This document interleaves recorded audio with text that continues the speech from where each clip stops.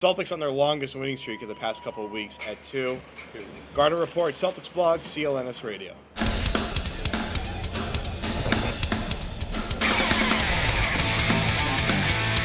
And so the Celtics pulled this one out.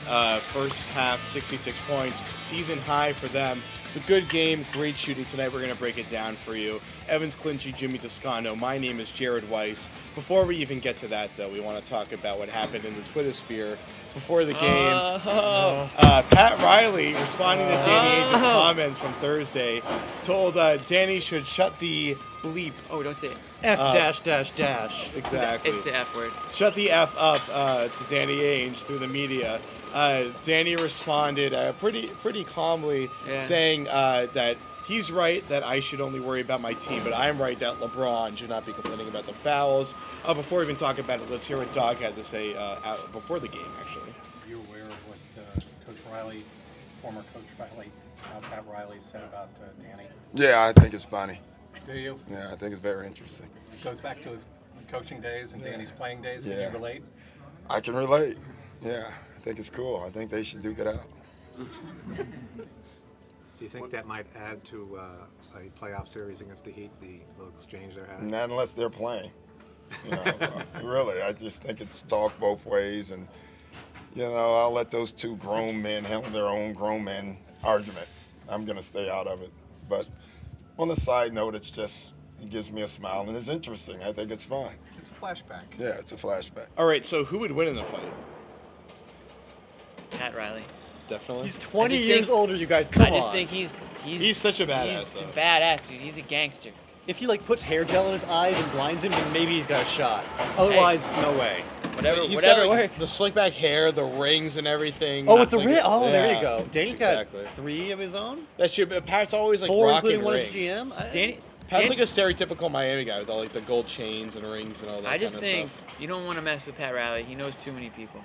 He knows He's also way too many 95 people. years old, but whatever. That's fine. So He's hopefully got there'll old be man strength. Hopefully there'll be more fallout for us to enjoy. But let's actually talk about tonight's game. Paul Pierce triple-double, big scoring from Jeff Green. Shavlik Randolph, he was really good underneath.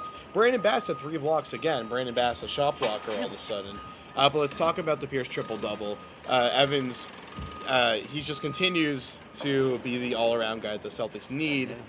How good was he tonight? He's been great. I mean, we've said it for 2 months now that, whenever there's guys out and he's got to fill in, he just brings the game whatever it needs, No Rondo, no Sullinger, no problem. He's going to get all the assists, all the rebounds himself.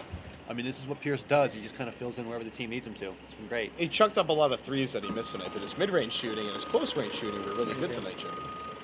Yeah, like Evan said. I mean, he does what he needs to do at that time. You're right. 2 for 8 tonight from beyond the arc. And it's funny. I thought, did he hit his first 2, or at least one of the first 2? Because He missed some early. I don't know. He just took a lot of shots early.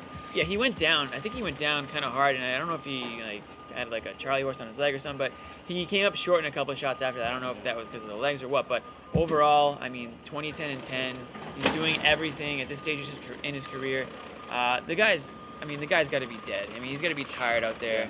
I mean, they're asking him to do so much, and he's doing it to the best that he can. And I mean, 3rd triple-double of the season, of the last couple of months. Yeah. I mean, it's not like he's a triple-double machine. I mean, I think this is his 10th career triple-double. So for him to have 3 this season, I mean, that says a lot about his adjusting his game and doing a little bit of everything. So it's good to see. Yeah. And the big thing here is that he had 5 of his 10 assists in the second quarter. That was the big quarter for the Celtics. Yeah. He had 34 in that one. And Terry went 4 for 5 from deep in that quarter. He was on fire in that one. So I mean, to be fair, a lot of his assists are coming to just kicking out to Terry, hitting beautiful shots on the elbow. And that's fine. And I think this was one of Terry's best games as a Celtic. I mean, or maybe his best game. I mean, to go 5 of 7 from beyond the arc. I mean, that's exactly what they want him to do, is stretch the floor like that. And on it was on a fast. It could have been on a fast break. It could have been off plays. They were running plays for him around screens. I mean, that's the Terry that the Dallas Mavericks, came to love, and we saw that vintage Terry tonight, just like we saw, solid Pierce, and we saw, really, really good Jeff Green once again too. Yeah, we shouldn't give the credit to just Terry for his shots or just Pierce for his assists. It was really a full team effort. The ball movement was just great for the whole team tonight, and they just kept moving and kept making the extra pass, finding the open guy. Jeff Green was open in the corner for a 3, I think 3 times. Yeah. Terry was getting open. It was just whoever was open, they were finding the guy and hitting him with a great pass. I mean, it was just a really efficient performance by the whole team. And Terry said after the game that, that's how they have to win. They're only going to win if they move the ball. If it's stagnant, that you're not going to see the results you want. So tonight was a perfect example of that. And he said the ball movement died for 6 games, and they lost those 6 Yeah, games. so- I mean, it's evident they win when they move the ball, they lose when they don't. It's pretty simple. And just one thing, Terry from that right elbow has been on fire like the last few games. It's that specific spot up on the right elbow. He's been really great, like right above the break on the 3-point line. Maybe they kind of found a sweet spot for him to go to. Well, he says his sweet spot's everywhere, so. It's true. Anywhere on the court, he said. Yeah, I remember that one. All right, well, a guy that was really sweet tonight was Randolph. He had 13 rebounds, 9 points. Almost had that double-double, but didn't quite get there. But he was a warrior on the boards. He actually had 7 offensive rebounds, more offensive than defensive. Yeah. Let's hear what Doc had to say about him after the game. Doc, Randolph probably surprised a lot of people tonight. Did he surprise you at all? Yeah, I mean, but he does what he does. He's proven that he can rebound and he mixes it up, and he's been put in those positions and he's doing it. So I'm really, really happy for him. Our guys, I thought he gave us so much energy. When you see the bench jumping around for a rebounder, that's really impressive. And then, I thought he did a lot of good things with the ball once he got it. Some of the times he put it back up. A lot of times he threw it back out.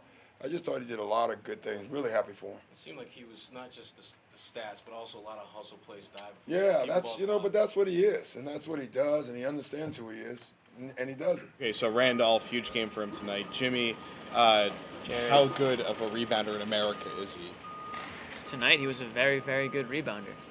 I don't think you can expect. I don't think you can expect that. Inside jokes. What you saw in China, I think what you're referring to is The China thing, is all the rebounds he put out. He averaged 14 rebounds a game in China, which is a little different here, obviously. But tonight, listen, you're not gonna get 13 rebounds and out of Shav Randolph, but he's the type of a guy that gives a presence down low. You know what I'm saying? So it's good that he showed what he had tonight. So it's good. You keep nudging me and messing up, so I'm just gonna pass it to you. Not to dig up ancient history, but for years with Kendrick Perkins, fans would always complain that he would get offensive rebounds and not know what to do with them. He'd put it on the floor and dribble, or he'd look around and not find a pass to make, and he'd just be kind of clueless with the ball in his hands. Shavlik Randolph has great instincts when he gets an offensive rebound. He knows when to pass, he knows when to put it up, he can kind of read a defense and sense where to go with it. And it's a really underrated skill. I mean, he doesn't make mistakes with the ball in his hands. He has the rebound, he knows what to do with it.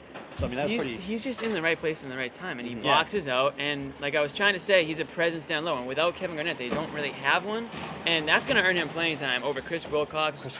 Yeah. I mean, Chris Wilcox might be the guy that sees his time either eliminated or cut in significant amount of proportion, because Randolph's doing all the things they want Wilcox to do, which is be aggressive down low and get out on the break, and and we're seeing that out of Randolph. Yeah, I mean, Randolph was definitely, I thought he stepped ahead of Wilcox in the rotation tonight. Wilcox played 13 minutes in this game, and he was the starter. Yeah. Yeah, well, he should probably be playing more minutes if he's starting. Well, I think when Doc saw what Randolph was doing out there, he was like, well, why the heck would I keep giving Wilcox more minutes? Well, before the game, I asked Doc about Wilcox, about the 1-year anniversary from his heart surgery. He said, "Oh, well, no more excuses." So he's like half joking. He's like eternally in the doghouse with Doc, I think. But he had to start because he was going to do the opening tip. I mean, we saw Jeff Green jump for it the last game, and it was pretty embarrassing. So, I mean, Johan Petro's not that huge. I think Green probably could have won the tip against this team too. I wouldn't trust him. No.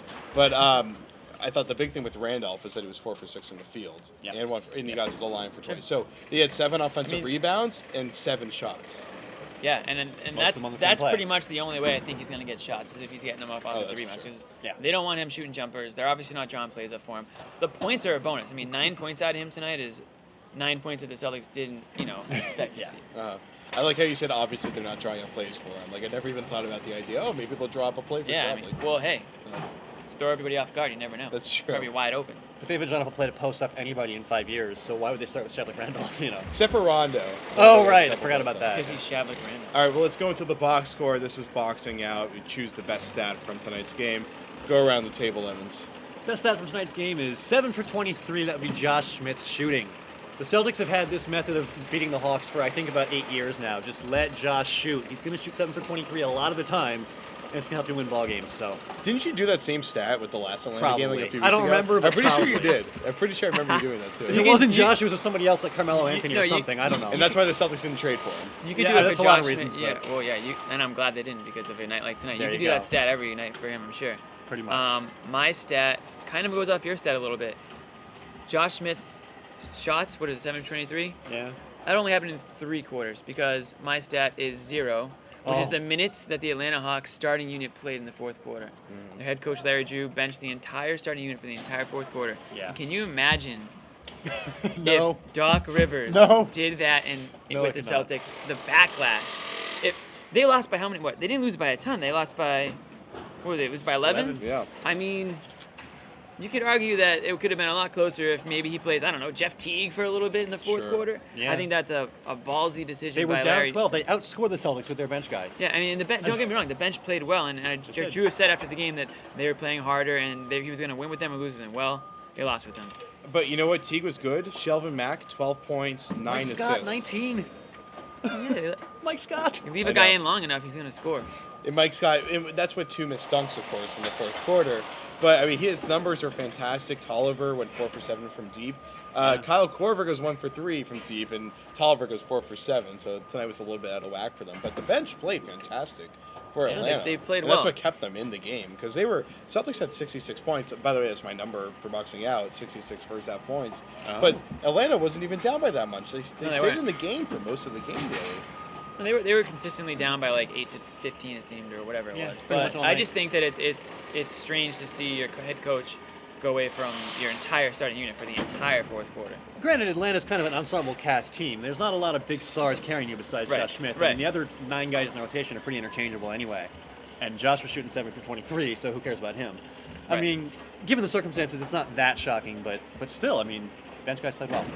Yeah, I was talking to another writer about the fact that Atlanta is the reason why they haven't been successful over the years is they were just like a team full of really good players that can do 1 or 2 things. Or I'm sorry, sort of good players that can do 1 or 2 things really well. And that's and Josh Smith, they wanted him to be the guy that steps up and does Right. everything for them. He hasn't He's really not. he hasn't really been He's not doing that. that to the degree And that they didn't need have him to Horford win. tonight. And That's that's the huge. huge thing. We didn't even Celtics mention didn't that. have Garnett, of course, so Right. it evens out pretty much there. But I mean, that's the problem with Atlanta is if you have so many guys that if you make them like your 7th guy in a really good team, you're going to have a really good job at a title. But they rely on these guys to carry them throughout the game. Sure. All right. Well, for me, baller of the night, Randolph. We've already talked about that, so let's hear from you guys. What's your baller of the night, Jimmy? I'm going to go with Jeff Green. Why not? He had some clutch threes, some big threes in the corner. We talked about him real quickly. He's a guy that I just think has been the main reason, maybe Pierce is, but he's the second reason behind like the resurgence from February into March. I mean, he's averaging close to 16 points a game since the start of February, 4.5 rebounds, I think. I mean, he's even averaging like 1.5 blocks per game. Yeah. I mean, he's really doing it on both ends of the court. He's playing the way that he needs to play in order for the Celtics to have any shot of, winning a round or 2 in the postseason. So if he can continue to play that way, especially with Garnett out, I think that they can go a decent amount into the postseason. I'm not going to say anything past that. And one thing that you brought up there with the block shots, Jeff, he's gotten a lot better on his on-ball defense, but he had 2 steals and a block tonight. He's starting to make some of the big play stuff on defense. And he's athletic, I mean, he's showcasing. Yeah, but Doc did say after the game the rebounding is the next step with him. Yeah, He's just still not effective at all. I want to say he's on the boards. averaging like 4.5 boards a game. Yeah. So that's In a lot of minutes. Yeah, and so a I lot mean- of minutes at the 4 too. Yeah, exactly. yeah. So that's my player of the game. Baller of the night. So I guess my baller is Shavlik Randolph. You stole mine. I don't know what happened I there. thought you said you were doing Pierce. My bad. No, I thought you were We doing don't okay. talk about this before. Yeah, this is totally not talking premeditated about? in any way. Yeah, Shavlik Randolph. I mean, the guy, nobody was really expecting it. He came off the bench and played great, so we've been over this. Shavlik Randolph. An honorary baller of the night for Paul Pierce, I guess. Since Sure. neither one of you guys. He's touched the real baller in that he had a triple double and Yeah, only whatever. Actually, he played 38 minutes. That was surprising. I thought he only played Yeah. about 32 minutes. He's hung around in the fourth for a while. Yeah. But you know what? Another stat for Paul is the 38 minutes he's having to play way more minutes than he should Yep. be playing. We know he's got the neck issue. He's had a little bit of lower body issues throughout the year. He's still playing way more minutes than he should, but he's being a warrior while they need him out because Courtney Lee said he was going to give it a go tonight, and said that did. if he gave it a go and it felt really sore, he might go out. And sure enough, he played 6 minutes and we didn't see him again. Right. So they really needed some perimeter help, and Paul was everywhere. He was in the high post, he was on the perimeter. He did it all for them tonight. Sure. So that's my baller of the night now. Okay. All right, We'll let you redo it. So we'll end this one. Celtics, they win this one 118-107 for Evans Clinchy and Jimmy Toscano. My name is Jared Weiss, and shut the F up, Danny. Happy Easter.